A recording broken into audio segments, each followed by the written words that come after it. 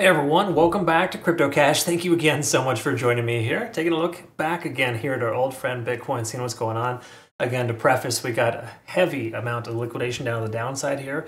If we see sub 57K, we could very well continue a landslide down to 54 to 55. However, there's a lot of support there too, so you got to recognize that liquidation generally implies buying pressure, or more important, just like areas of confirmation, right? Or that's confirming itself as a support.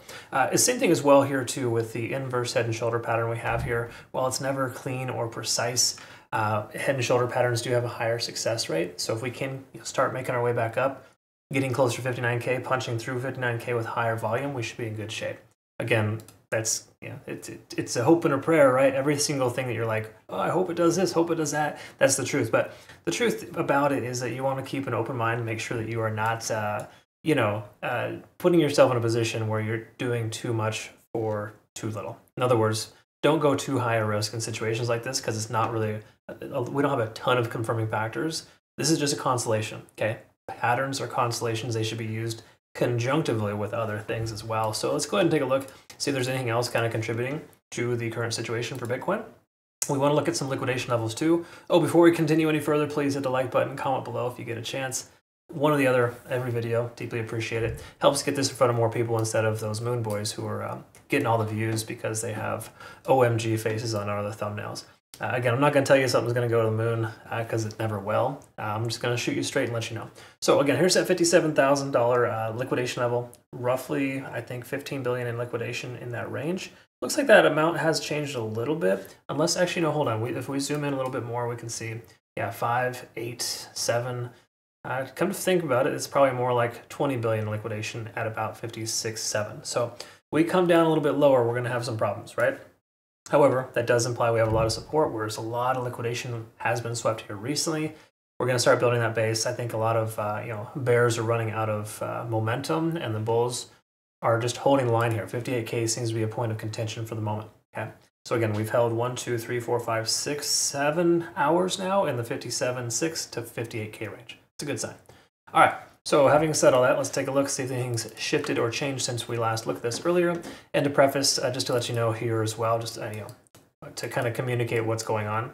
The easy way to understand it is the daily time frame is going to be bearish. Okay, it's bearish on dang near every single coin, minus XMR, which I'm considering a long with if it pivots. That's a different story altogether. But the whole point here is that majority of the market is red. A lot of coins are bleeding out. While they're holding well in the current ranges, now they've bottomed out. Still not pretty. Every majority, if not all altcoins, minus a few outliers, are all below all moving averages. They're under 50 on the RSI. They're only thing we're seeing right now is stochastic converging on the daily. Okay, and that basically just tells us that we've been pushed down for a little while, and it makes sense for the price to recover because we've been bearishly diverging ever since August 25th. Okay, so that's roughly a full week or 2 week and a half's worth of moving down, and it's at this point where it's like I'm tired of it being pulled back, right? I want to jump up, right? I think I'm speaking for Bitcoin. That's probably what it's saying. If it was something that could say something, forget it. It's been a long day. Let's go ahead and talk about the 4-hour time frame. So SMAs, roughly the same scenario here. This is what gave me confirming factors yesterday when we closed above the 50-day SMA, or sorry, correction, that's the 20-day SMA on the 4-hour. That's usually a good indication that you're on the right side of tracks here. Heaven forbid, we broke below because of a very monstrous fundamental catalyst that pushed the price down.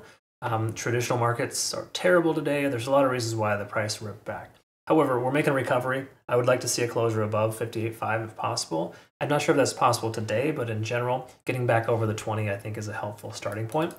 We also want to kind of confirm too, looking at the RSI, getting back up over 50 on the RSI is also a confirming factor, which we had yesterday when we took our long position. Okay, so again, you can have all the confirming factors in the world, and then some idiot in another country does something stupid, and the market has that effect, right? It's that ripple effect in the ocean or the water.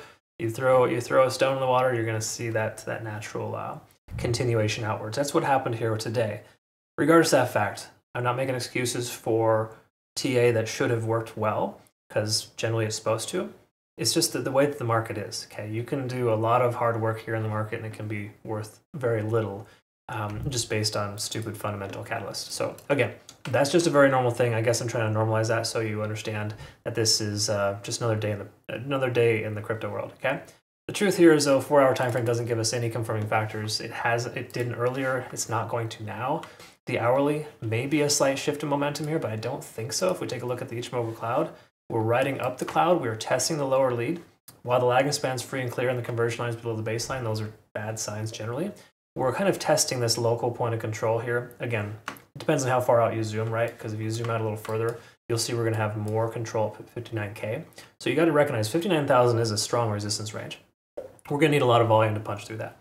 But between now and then, we can see that there's a secondary amount of volume at about the current price point of that 58,000. So we're starting to build that volume base. That's a good sign. Okay, so closing above 58K to me today seems like a good practical way of the price action recovering and the likelihood of the price continuing up to potentially fulfill this inverse head and shoulders pattern. It's becoming more realistic. Okay, now is that a guarantee? No. This 15, which is more like 20 billion, which we just looked at, is definitely an area we want to kind of be careful with and understand that we're in a situation that the price could very well rake down there at any time. So just be mindful of that. Do I think you should short at this point? In short, I would say no, but you're going to find more statistical probability going down than up. Just that these kind of patterns that play out and the strong amount of volume that we're starting to see in this range leads me to believe that we're in better shape here than you might think. Okay. So again, I think no trade is probably the best trade. If you have a long position open, just watch it, adjust your stop loss higher. If you're considering a short, nothing necessarily wrong with that. You do have a larger probability of success. Just make sure, of course, again, you're using good margins and not over leveraging yourself, right? Invalidation of the short would be a closure above 59.7, and then invalidation of a long is a closure below 57K, right? We got this channel essentially that we're in, and there's no other way around it. Bitcoin is kind of doing its thing, right? It's just kind of where we're at. Just a bunch of chop. Chop salad, as I've said before. I think I got some good comments on that. Anyways, that's kind of where we're at. Sorry it's not really what you're looking for. I'm sure a lot of folks do like to watch this for, kind of talk them off the ledge. Other people probably just skimming on through to see if I tell you the answers that you're looking for. And I'm never going to do that. I'm just going to tell you how it is. And right now, we're in this unique transition, and it's best to probably avoid trading for the moment, just based on how gnarly the market is. It's weird because I say that a lot now, and it's just unfortunate. It's funny, a year or two ago, this really wasn't a big deal. But ever since big money got involved, it's been a real janky market. So just be mindful that's really the world that we live in now. Okay? All right, thanks again for your time. We'll see you the next one. Have a great rest of your day. Take care.